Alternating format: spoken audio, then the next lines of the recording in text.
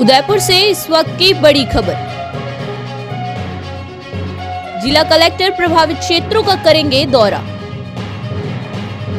Collector ने संबंधित अधिकारियों को फील्ड विजिट करने के दिए निर्देश।